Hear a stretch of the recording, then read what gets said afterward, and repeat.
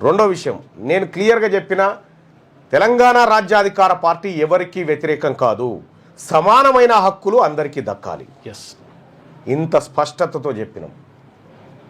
So అయినా తెలంగాణ అనే పదాన్ని టీఆర్ఎస్ పార్టీ నుంచి బీఆర్ఎస్గా మార్చిన సందర్భంలో తెలంగాణను గాలికి వదిలేసి తెలంగాణ ఆత్మగౌరవాన్ని గాలికి వదిలేసినటువంటి బీఆర్ఎస్ పార్టీ సహజంగా జీర్ణించుకుంటలేదు.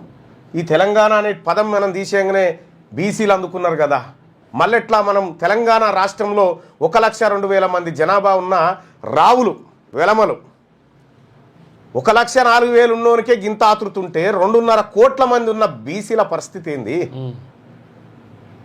మీ పార్టీలకు మీ వెలమలకు ఓ 2-3 పార్టీలు ఉండొచ్చు, మీ రెడ్లకు ఓ 4-5 పార్టీలు ఉండొచ్చు, బీసీలకు పార్టీ వస్తే అజీర్తి, కడుపు మంట, రకరకాల మీ బాధలు చూస్తూ ఉంటే, మీ బాధలు, మీ కథ, మీ కార్ఖానా చూస్తూ ఉంటే ఆహా ఇన్ని రోజులు ఇదా కథ అనిపించింది.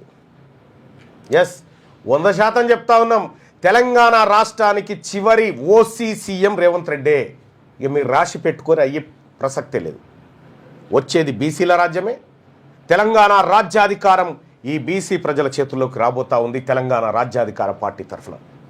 ఇప్పటికే చాలామంది కొంతమంది బీసీ ఎమ్మెల్యేలు కూడా ఫోన్ చేసి ఇవాళ నిమ్మలం ఉందన్నా మాకు, ఇక మేము ఎవరిని గులాంగిరి చేయాల్సిన పని లేదు, ఇవాళ మాకు విలువ పెరుగుతూ ఉందన్న, మా పార్టీలను మమ్మల్ని గౌరవిస్తూ ఉన్నారు, రాగానే కూర్చో అంటారు అన్న. అదివరకేమో ముంగట కాలు మీద కాలేసుకొని వాళ్ళు కూర్చుంటే మేము సీట్లో పట్టుకొని కూర్చునేదన్నా, ఇప్పుడు ఆ పరిస్థితి లేదన్నా, ఉల్టా అయిపోయింది మొత్తం. మీరు పార్టీ అనౌన్స్ చేస్తేనే గిట్లుంది పరిస్థితి, మాకు లేని విలువలు పెరుగుతూ ఉన్నాయి వీళ్ళ దగ్గర అని చెప్తా ఉన్నారు. ఆ విలువలు తాత్కాలికమైన విలువలే, గుర్తుపెట్టుకోండి.